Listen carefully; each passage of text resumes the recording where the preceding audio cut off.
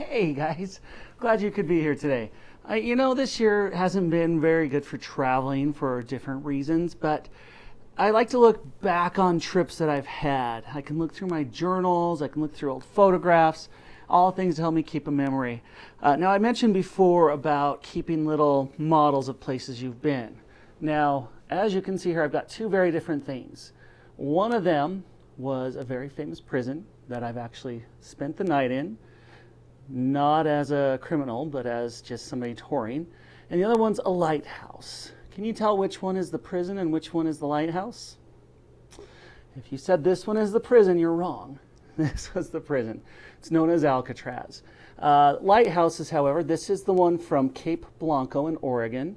Lighthouses are what we use to keep ships from hitting rocks from the ocean. So both are places you can visit with your family.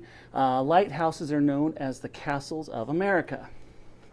But the real reason why you're here today is because we are here to continue our journey with David Walliams' Ice Monster, chapters 43 and 44. Let's get started. Chapter 43, a grave mistake. It just looks like a hairy elephant to me, remarked Titch in his musical Welsh accent. Elsie was pleased to finally meet this man she'd heard so much about. He was indeed short, not even taller than her. In fact, Dottie was as wide as he was tall. There was no denying that they made an unusual match. However, all that mattered was that the pair glowed in each other's presence. The animal was drinking water from the toilet stall in the Royal Hospital, her trunk stuck down the U-bend. Well, she's not a hairy elephant, replied Elsie hotly. She's a woolly mammoth. I've never heard of such a thing, scoffed Titch. Well, that doesn't mean it doesn't exist. It's a prehistoric creature. I'm prehistoric myself, and I don't remember seeing those as a boy in the Welsh valleys. Well, that's because woolly mammoths died out thousands of years ago. Yes, replied Elsie. Actually, we did. This stopped the old soldier in his tracks. He looked at Dottie for confirmation. The lady nodded her head. Well, what the Roddy blank is she doing here? He demanded. I was rather hoping you might help us hide her, replied Dottie. Me? Yes. Here? Yes. A great big furry elephant? Well, no. Elsie jumped in to correct him. She's a woolly mammoth. For how long? He asked. They live like 50 years or more. 50? Yes. This could just be a baby one. How big do they grow? It's about the size of a house. A house? Just then there was the sound of a flush in the stall next door. Splish! An impossibly old man shuffled out, wearing a nightshirt and a military cap, and leaning on a cane.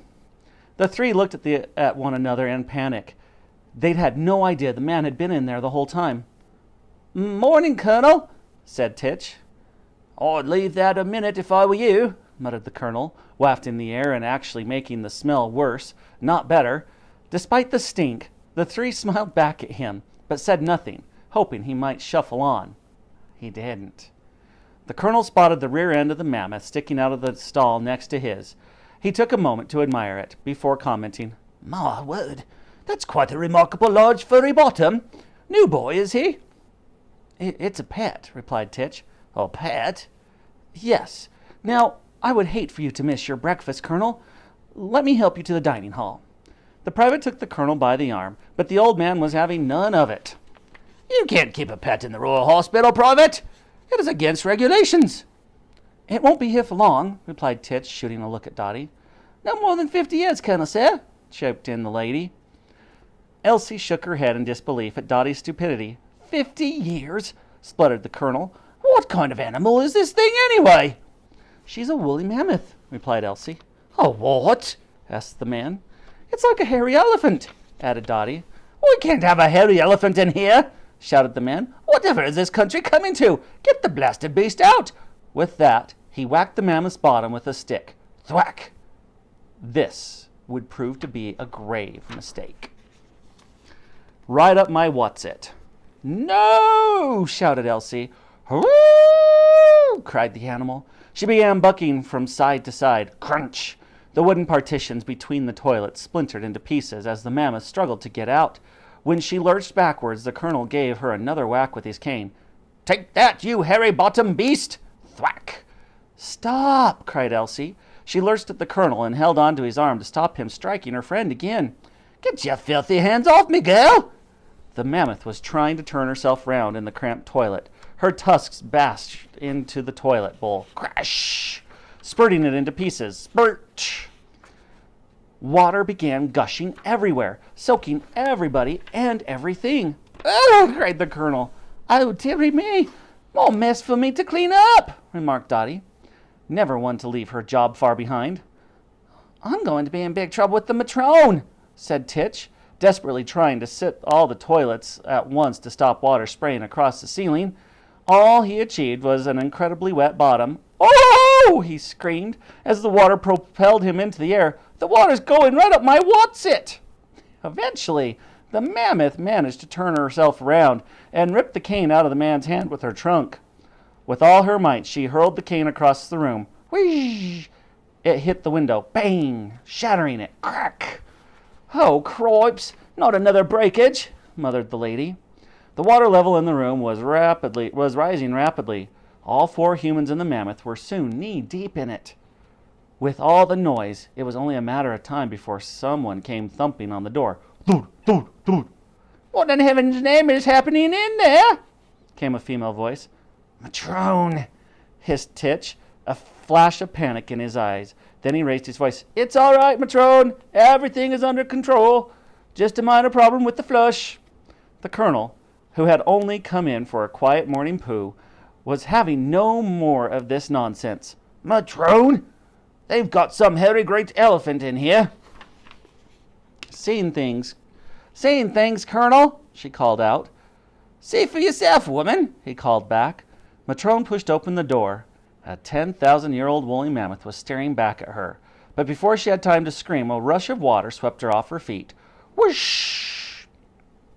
And carried her down the corridor at speed. The other 5 all popped their heads round the door to watch her go. At least the floor is getting a good clean, remarked Dotty to herself. All right, my friends, that does it for chapters 43 and 44. Now, are you ready? No, come on. You guys know how this goes. You got to do that really good the first time, or we have to do it twice. I said, are you ready? Much better. Okay. Now remember, we're restating the questions. So, you also have to answer each and every question with complete sentences. All right. Make sure you click submit. Make sure you answer all the questions with complete sentences, and we'll see you tomorrow.